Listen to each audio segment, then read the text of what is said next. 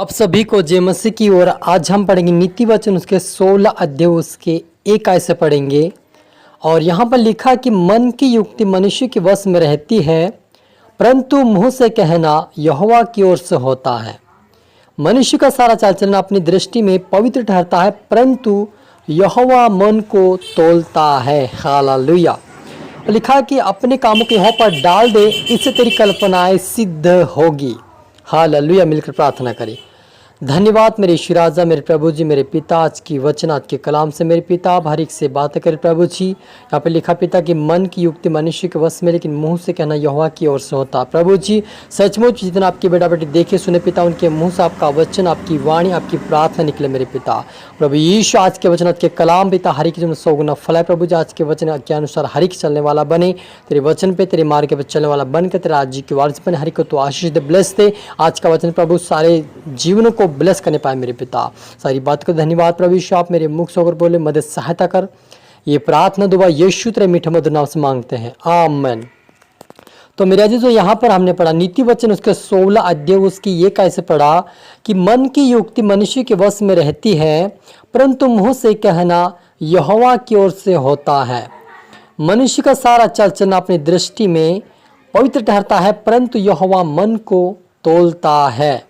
और 3 आयत के अंदर लिखा कि अपने कामों को यहाँ पर डाल दे, इससे तेरी कल्पनाएं सिद्ध होगी। यहोवा ने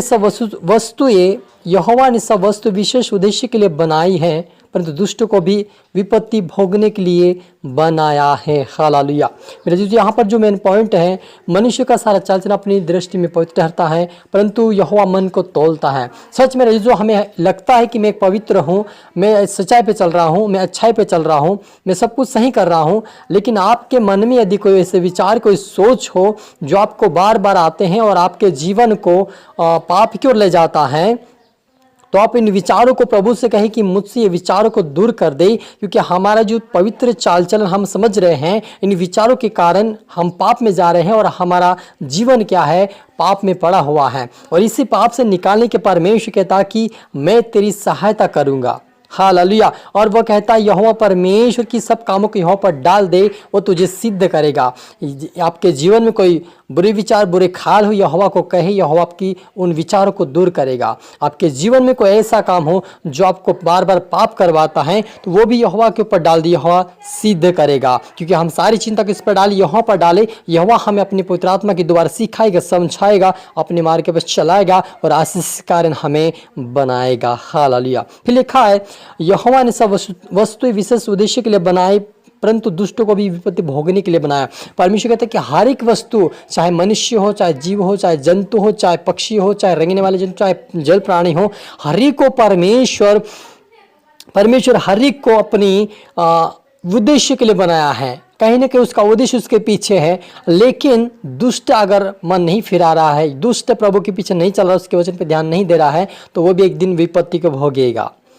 और लिखा है सब मन के घमंडियों से यहोवा घृणा करता है, परंतु दृढ़ता से कहता हूं ऐसे लोग निर्दोष ना ठहरेंगे। परमेश्वर कहता है कि जो अपने जीवन में घमंड रखता, अपने मन में घमंड रखता, अपने विचारों में घमंड रखता, अपने आप में घमंड रहता है, ऐसे व्यक्ति से परमेश्वर घृणा करता है और वो कहता है कि ऐसे लोग निर्दोष नहीं ठहरेंगे। सच में जो हम देखते हैं कि जो लूसीफर जो परमेश्वर का पहला दूत था, जिसको परमेश्वर अपनी भक्ति के लिए बनाया था, अपनी भक्ति करने के लिए बनाया था, वो व्यक्ति ने क्या किया, अपने आप में घमंड आया, अपनी सुंदरता पे घमंड करने लगा। अपने अंदर जो परमेश्वर के जो रंग बिरंगे जो परमेश्वर का अनुग्रह था, जो बाजों का, जो संगीतों का जो परमेश्वर ने दिया था, उस पर क्या किया वो घमंड करने लगा, तब परमेश्वर ने उसको गिरा दिया।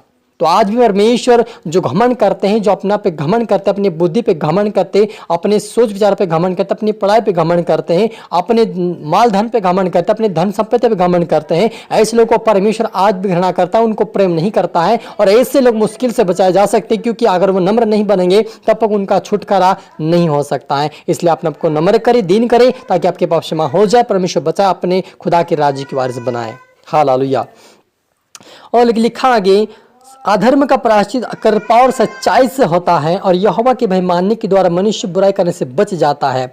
हमारा जो अधर्म है, हमारे अधर्म को हमें दूर करने के लिए आत्मा और सच्चाई और कृपा से परमेश्वर की आराधना भक्ति करें, ताकि हमारा जो अधर्म है वो धर्म के रूप में बदल जाए।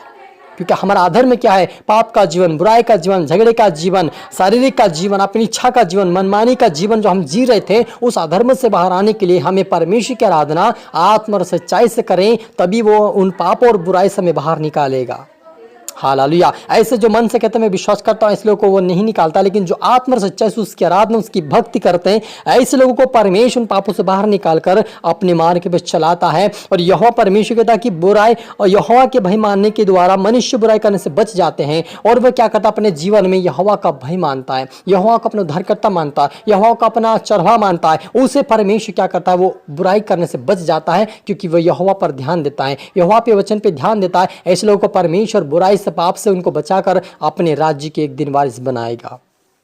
हालेलुया। और जब यहोवा कहता है, आगे कहता है, जब किसी का चाल चलन यहोवा को भावता है, तब वह उसके शत्रु का भी उससे मेल कराता है। परमेश्वर यहोवा कहता है कि जब वे पापों से बाहर आ जाता है, बुराई से बाहर आ जाता है, झगड़ों से बाहर आ जाता है, व्यभिचार से बाहर, सारे काम, गंदे काम छोड़ देता है, आत्मा और सच्चाई से परमेश्वर की आराधना शुरू कर देता है, तो परमेश्वर अपने शत्रु से उनका मेल कराता है, ताकि हम भी उसका सामना कर सके प्रभु की सामर्थ्य के द्वारा। क्योंकि हम देखते हैं कि याकूब जो था, मिकाइल दूत से लड़ रहा था और उसके जो दूत था उसके ऊपर प्रबल हो रहा था याकूब, क्योंकि याकूब के पास परमेश्वर का सामर्थ्य था। वैसे आप और मुझे भी परमेश्वर की आराधना आत्मा सच्चाई से करते हैं, तो आत्मा के द्वारा हमें ताकत बल देता है, शत्रु से मेल करता है कि हम उससे लड़ सके।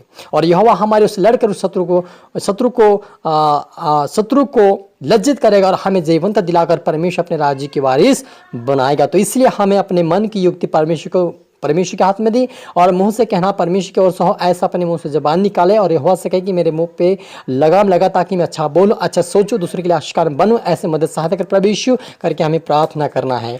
हालेलुया। मिलकर प्रार्थना करें। धन्यवाद मेरे आसमानी खुदा, मेरे ईश्वर राजा, मेरे प्रभु जी, मेरे पिता, आज की वचन, आज के कलाम से मेरे पिता हम हर एक से बात किया। धन्यवाद प्रभु जी, जिस दिन आपके बेटा देखे सुने आज का वचन, वाश पाए, बरकत पाए, आपके पीछे चला, आपके मार्ग पे चला, आपके वचन पर चले पिता। आज से पवित्रता का जीवन, वचनों का जीवन, आज्ञा करता कर जीवन जिए, तेरे पीछे चलकर तेरे राज्य की वारिस बने, मदद सहायता कर मेरे ईश्वर राजा। सभी तरह आत्मा शब्द मेरे पिता, प्रार्थना सुना आशीष के धन्यवाद मेरे ईश्वर राजा। ये प्रार्थना दुआ यीशु तेरे मीठे मधुर नाम से मांगते हैं, आमीन। तो मेरे जी मैं आशा करता हूँ इस वचन से प्रभु आपसे बातें किया होगा। अब इसको दोबारा सुने, लाइक करें, शेयर के सब्सक्राइब करता कि प्रभु आपको दुगनी आशीष दे। और आप सभी को फिर से मेरी तरफ से गॉड ब्लेस यू ऑल। सभी को जय मसीह की।